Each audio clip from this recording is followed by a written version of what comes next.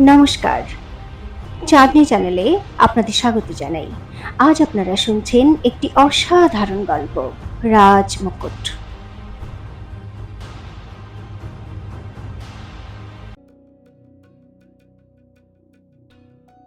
কে এই মেয়ে? চন্দ্রবতী অস্থির হয়ে মনে মনে বলল। যার চিৎকার অগ্নি সিংহের ঘর থেকে আসছে, কিন্তু অগ্নি সিং আমার কাছে কেন গোপন করলো? ও কি আমাকে ঠকাচ্ছে?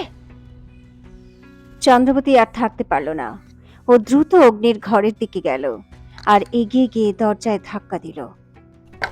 দরজা সঙ্গে সঙ্গে খুলে গেল। ঘরের মধ্যে প্রায় 20 বছরের কাছাকাছি বয়সের একটি মেয়ে দাঁড়িয়েছিল।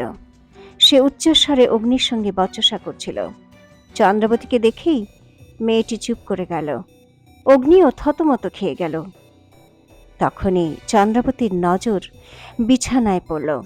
সেখানে 22-23 বছর বয়সের একটা ছেলে আহত অবস্থায় শুয়েছিল। চন্দ্রবতী প্রথমে অবাক হয়ে দেখছিল, তারপর অগ্নি সিংকে জিজ্ঞাসা করল, এসব কি অগ্নি?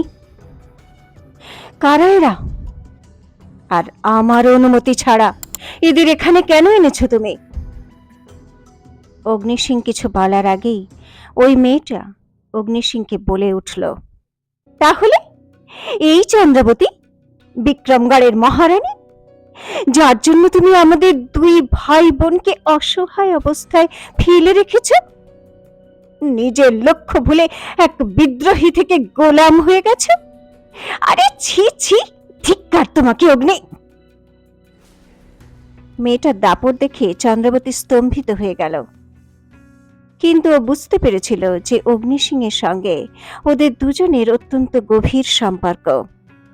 সেই জন্যই এই মেয়ে এত অধিকারের সঙ্গে ওকে ধমক দিতে পারছে। চুপ করো সুরমা, বিছানায় শুয়ে থাকা ওই ছেলেটা বলে উঠল। অগ্নির জন্যই আমরা দুজন বেঁচে আছি, না হলে অগ্নি সিং সঙ্গে সঙ্গে ওই ছেলেটাকে সামলালো আর মেয়েটিকে বলল, আমি নিজের লক্ষ্য ভুলিনি সুরমা, কিন্তু চন্দ্রাবতীর উদ্দেশ্য আমাদের উদ্দেশ্য থেকে অনেক বড়। সেজন্য ওর সঙ্গ দেবার সিদ্ধান্ত নিয়েছি আমি। সুরমা এখন আর কিছু বলতে পারল না, কিন্তু ও ভিতরে ভিতরে ছটফট করছিল। অগ্নি সিং চন্দ্রাবতীর মুখোমুখি দাঁড়িয়ে বলল, এর নাম সুরমা, আর এ হলো ওর ভাই প্রভাত সিং। এরা দুজনেই আমার সঙ্গে। আমি ওদের দুজনেরই সঙ্গে দেখা করতে লুকিয়ে চুরিয়ে মহল থেকে গায়েব হয়ে যাই। কাল কেউ ওদের উপর হামলা করেছিল, তাই প্রভাত আহত হয়েছে। ওর চিকিৎসা করার জন্যই আমাকে ওকে এখানে আনতে হয়েছে। চন্দ্রবতী দেখল প্রভাত নামের ওই ছেলের অবস্থা খুবই খারাপ ছিল। তার মানে এর চিকিৎসার জন্যই অগ্নি সিং দুর্লভ জড়িবুটি আনতে গিয়েছিল। এখন আর অগ্নি সিংয়ের উপর সন্দেহ করার কোনোই কারণ ছিল না চন্দ্রাবতীর। কিন্তু একটা কথা ওর খুব খারাপ লাগছিল, অগ্নি সিং কেন ওর কাছ থেকে এইসব লুকালো? হয়তো এর কারণ এই মেয়ে সুরমা। চন্দ্রাবতী ভাবতে লাগলো, ওদের সম্পর্ক হয়তো একটু বেশি গভীর। ও ভালোবাসে বোধ হয় অগ্নিকে। আর অগ্নিও ভালোবাসে ওই মেয়েকে। চন্দ্রাবতী দেখল সুরমা তখনও ওকে ঘৃণার দৃষ্টিতেই দেখছে। চন্দ্রাবতী নিজেকে সামলে নিয়ে ওর কাছে গিয়ে বলল, তুমি চিন্তা করো না সুরমা, অগ্নি আমার চাকর বা গোলাম নয়, ও এখনো তোমারই। ও যখনই এখান থেকে চলে যেতে চাইবে তখনই চলে যেতে পারবে। তাছাড়াও আমার থেকেও ওকে বেশি তোমার প্রয়োজন। একথা বলে সঙ্গে সঙ্গে চন্দ্রাবতী অগ্নির ঘর থেকে বেরিয়ে গেল। শোনো শোনো চন্দ্রাবতী, অগ্নিসিংহ ওর পিছন পিছন আস্তে আস্তে বলল। তুমি ভুল ভাবছ। আর সুরমা তো একটা ছেলে মানুষ। কিন্তু ওর কথায় কান্না দিয়ে চন্দ্রাবতী রুক্ষতার সঙ্গে বলল, ওদের দুজনের এখানে থাকাটা অত্যন্ত বিপজ্জনক, তাই যত তাড়াতাড়ি সম্ভব ওদের এখান থেকে নিয়ে যাও। চন্দ্রাবতী দ্রুত হেঁটে নিজের ঘরের দিকে চলে গেল। অগ্নিসিংহ অসহায় দৃষ্টিতে ওকে যেতে দেখতে থাকলো। কিন্তু অগ্নি একটুও বুঝতে পারল না যে দূরে অন্ধকারে দাঁড়িয়ে গার্গীর বিশেষ দাসী সবিতা অনেকক্ষণ ধরে ওদের উপর নজর রেখেছিল। পরের দিন সকালে সবিতা যখন পুরো ঘটনা রাজমাতা গার্গীকে বলল, তখন ওর মুখের রং উড়ে গেল। আমি তো আগে থেকেই জানতাম, গার্গী দাঁত পিষতে পিষতে বললেন।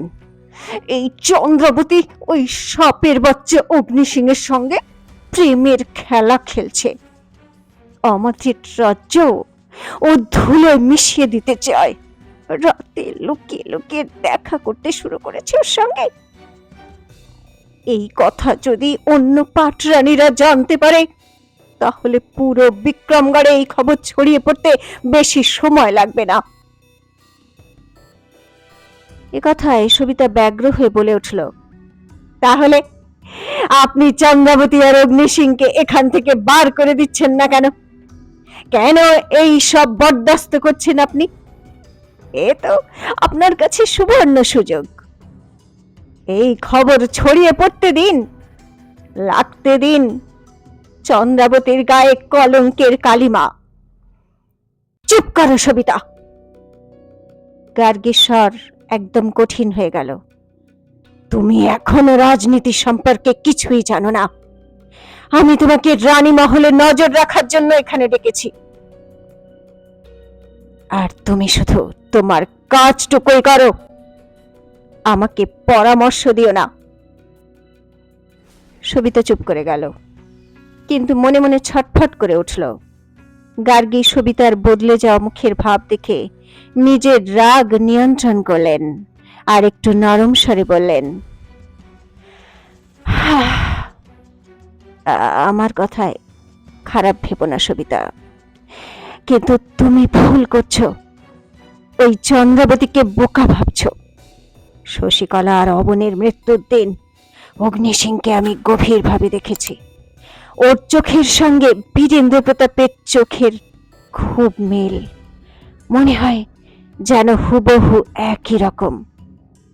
যখন আমি এই কথাটা বুঝতে পেরেছি, তখন তোমার কি মনে হয় চন্দ্রাবতী এটা খেয়াল করেনি? সবিতা গার্গীর বুদ্ধির প্রশংসা করল। ও ধীরে ধীরে বিড়বিড় করল, তার মানে চন্দ্রাবতী অগ্নিসিংহের সব সত্যি টের পেয়ে গেছে। গার্গী ওর কথায় বললেন, যদি পুরো সত্যিও না জেনে থাকে, তাহলেও চন্দ্রাবতীর জন্য এটা অনুমান করা খুব একটা মুশকিল হবে না যে অগ্নি বীরেন্দ্র প্রতাপেরই সৎ ভাই। এখন একটু ভাবো, যদি আমি চন্দ্রাবতীকে বদনাম করাই, তো সেও আমাকে বদনাম করতে পারে ও বীরেন্দ্র প্রতাপের বদলে নিজের প্রেমিক অগ্নিসিংহকে সিংহাসনের দাবিদার হিসেবে দাঁড় করাতে পারে। রাজমাতা গার্গীর এই দূরদর্শিতায় সবিতা অবাক হয়ে গেল। দেখো সবিতা, গার্গী ওকে বোঝাতে গিয়ে আরো বলতে লাগলেন, যতদিন না উর্বশীর সন্তান জন্ম নেয়, ততদিন আমাদের এমন কোনো পদক্ষেপ নেওয়া উচিত হবে না যাতে ক্ষতি আমাদের নিজেদেরই হয়।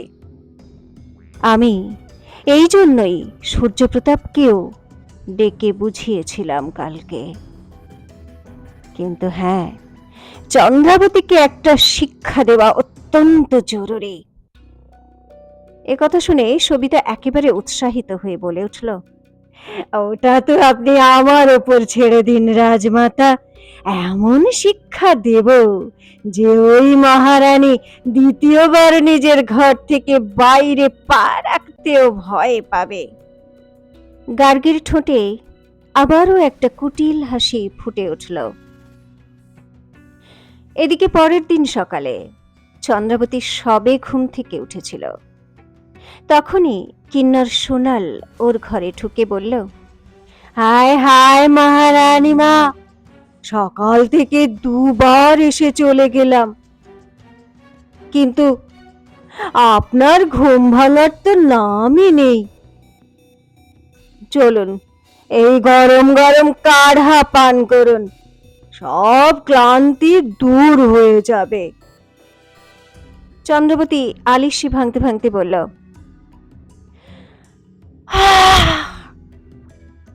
কাল অনেক রাতে ঘুম এসেছিল সোনাল। সূর্য প্রতাপ, উর্বশী আর অগ্নি সিংহের সম্পর্কেই ভাবছিলাম। এরপর যখন কাল রাতের সব ঘটনা চন্দ্রাবতী সোনালকে বলল, তখন সোনাল গম্ভীর হয়ে গেল। ও একটু ইতস্তত করে বলল, সত্যি বলতে কি মহারানী মা, উর্বশীর ওপর তো আমার প্রথম থেকেই সন্দেহ ছিল। আমার মনে হয় না ও মোহিনীর বোন, আর ওর গর্ভবতী হওয়ার পিছনেও কোনো গভীর রহস্য আছে। আমার তো মনে হয় উর্বশীর পেটে যে বাচ্চাটা আছে ওটা মহারাজ বীরেন্দ্র প্রতাপের বাচ্চা নয়। সোনালের কথা শুনে একটা ঝটকা অবশ্যই লাগলো চন্দ্রাবতীর, কিন্তু ও অবাক হলো না, কারণ ও সারা রাত এই সবই তো ভাবছিল। এখন যখন সোনালও এই সন্দেহ প্রকাশ করলো, তখন নিশ্চয়ই এর পিছনে কোনো রহস্য আছে। ও কাঢ়া এক ঢোক পান করে চিন্তিত স্বরে বলল, উর্বশীকে একটা গুটির মতো ব্যবহার করা হচ্ছে সোনাল। উপর উপর দেখে তো এটাই মনে হচ্ছে যে উর্বশীর মাধ্যমে এই বাজি মোহিনী খেলছে, কিন্তু আমার সন্দেহ সূর্যপ্রতাপের উপরেও আছে। হতে পারে এই খেলার আসল খেলোয়াড় সূর্যপ্রতাপই। কাল রাতে ও লুকিয়ে লুকিয়ে উর্বশীর ঘরে যাচ্ছিল, কিন্তু আমাকে দেখে থমকে দাঁড়িয়ে পড়েছিল। সোনালুকে আটকে দিয়ে বলল, কিন্তু আপনি তো বললেন উর্বশীর নজর কাল রাত্রে অগ্নি সিংকে খুঁজছিল।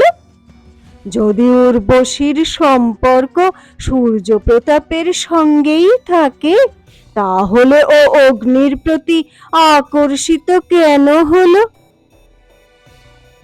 কোথাও অগ্নির মনে উর্বশীকে নিয়ে। এখনই আমি কিছু বলতে পারছি না সোনাল, চন্দ্রাবতী একেবারে বলে উঠল। আসলে অগ্নি সিংহের কথা উঠতেই চন্দ্রাবতীর সুরমা নামের মেয়েটির কথা মনে পড়ে গেল।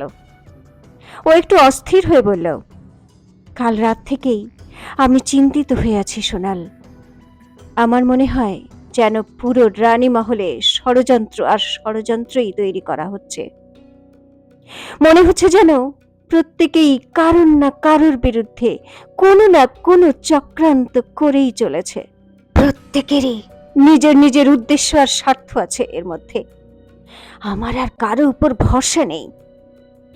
হায় হায় মহারানী মা, এ আপনি কি বলছেন?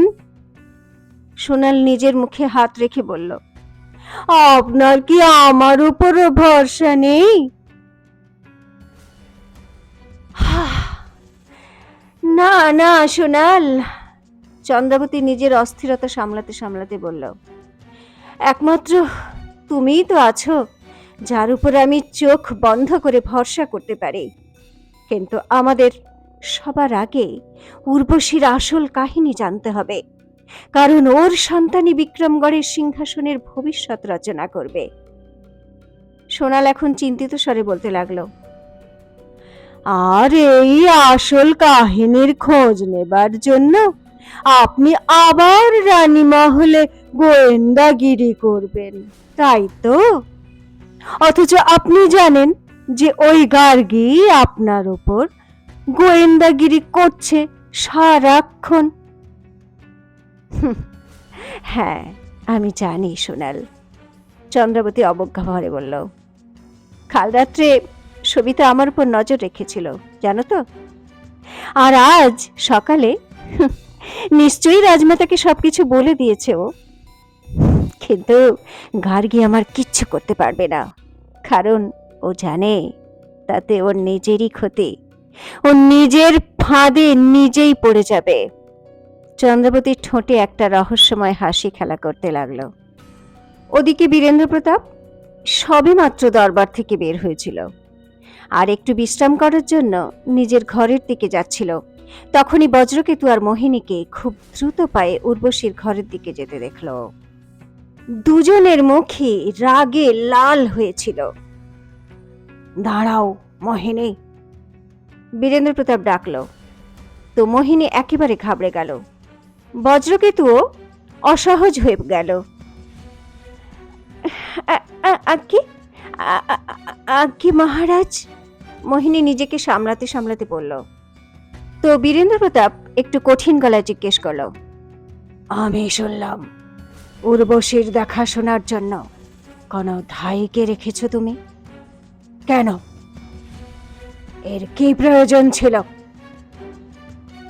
রাজমাতা যেখানে উর্বশীর দেখাশোনার দায়িত্ব চন্দ্রাবতীকে সমর্পণ করেছে। মোহিনীর কাছে এর কোনো জবাব ছিল না। ও মাথা নিচু করে দাঁড়িয়ে রইল। তা দেখে বজ্রকেতু দ্রুত পরিস্থিতি সামলাতে চাইল। ও কিছু বলার জন্য মুখ খুলতে যাচ্ছিল। তা দেখে বীরেন্দ্র প্রতাপ হাত উঁচু করে ওকে ঠেকিয়ে বলল, রাজা বজ্রকেতু, যতই উর্বশী আপনার মেয়ে হোক, এই রাজমহলের মধ্যে ওর বিষয়ে যা সিদ্ধান্ত নেবার রাজমাতাই নেবেন। আপনি যদি দ্বিতীয়বার এ বিষয়ে নাক গলানোর সাহস দেখান তাহলে ফল ভালো হবে না। চন্দ্রাবতী ছাড়া উর্বশীর দেখাশোনা আর কেউ করবে না। মাফ করুন মহারাজ, বজ্রকেতু দ্রুত লজ্জিত হবার নাটক করে বলল, এরকম ভুল আর কখনো হবে না। কিন্তু ওর পুরো কথা না শুনেই বীরেন্দ্র প্রতাপ চলে গেল। মোহিনী মনে মনে চন্দ্রাবতীকে প্রাণ ভরে গালাগালি দিল আর বজ্রকেতুকে নিয়ে দ্রুত উর্বশীর ঘরে ঢুকল। উর্বশী এখন একটা আসনে বসেছিল। ওর হাতে একটা রেশমি রুমাল ছিল, তার উপর সোনালি সুতো দিয়ে ও অপূর্ব কারুকার্য ফুটিয়ে তুলছিল। ওর মুখ খুশিতে ভরপুর ছিল, কিন্তু মোহিনী আর বজ্রকেতুকে দেখে সেই খুশি একেবারে মিলিয়ে গেল। বাহ উর্বশী, বাহ! নিজেকে মহারানী ভাবছ? একেবারে নিজের ইচ্ছা মতো কাজ করতে শুরু করে দিয়েছ। নিজের উপর মোহিনীকে চিৎকার করতে দেখে ও ঘাবড়ে গেল। কি হয়েছে দিদি? ও কাঁপতে কাঁপতে জিজ্ঞেস করলো। দিদি বলবি না তুই আমাকে? মোহিনী রাগে গর্জন করে বলল, আমার বাবা বজ্রকেতু তোর বাবা ঠিকই, কিন্তু এটা ভুলে যাস না তোর মা আমার মায়ের দাসী ছিল। তোর ভাগ্য ভালো যে আমি তোকে কোথা থেকে কোথায় পৌঁছে দিয়েছি, না হলে আজও তুই আমার বাবার রাজমহলে গোলামি করতিস। উর্বশীর সুন্দর মুখ একেবারে বিষণ্ণ হয়ে উঠল। ওর চোখ জলে ভরে গেল। এইসব ঢং বন্ধ কর তুই। মোহিনীর রাগের পারদ চড়তে লাগলো। আর সত্যি সত্যি বল, কিছুদিন আগে তুই ওই চন্দ্রাবতীর সঙ্গে দেখা করতে কেন গিয়েছিলি? হ্যাঁ, চলে এসেছিস তুই, ওকে? উর্বশী নিজেকে সামলাতে সামলাতে বলল, না দিদি, আমি তো শুধু নিয়ম মেনে ওনাকে অভিবাদন জানাতে গিয়েছিলাম। চুপ! মোহিনীর ধৈর্যের বাঁধ ভেঙে গেল। আমি খুব ভালো করে জানি তুই কি জন্যে গিয়েছিলি ওখানে। কান খুলে শুনে নে তুই, যদি আবার তুই এই ঘর থেকে বাইরে পা দিয়েছিস তাহলে তোর গল্প শেষ করে দেব আমি, বলে মোহিনী একেবারে হাঁপাতে লাগলো। বজ্রকেতু দ্রুত ওকে সামলাতে লাগলো। আর মোহিনীর এই ধমকিতে উর্বশীর ভিতর পর্যন্ত কেঁপে উঠল। কিন্তু ওদের কেউই ঘুণাক্ষরেও টের পেল না যে উর্বশীর ঘরের বাইরে একজন পাহারাদারের ছদ্মবেশে লুকিয়ে চন্দ্রাবতী এই সব কথাই শুনে ফেলেছিল। তো কি ছিল উর্বশীর আসল গল্প? কি সম্পর্ক ওর রাজকুমার সূর্যপ্রতাপের সঙ্গে? ওর গর্ভে পালিত হচ্ছে যে সন্তান, সে কার? আর এবার কি পদক্ষেপ নিতে যাচ্ছে চন্দ্রাবতী? জানতে হলে শুনতে থাকুন রাজমুকুট, এক ঐতিহাসিক প্রতিশোধ, শুধুমাত্র চাঁদনীর সঙ্গে, চাঁদনী চ্যানেলে।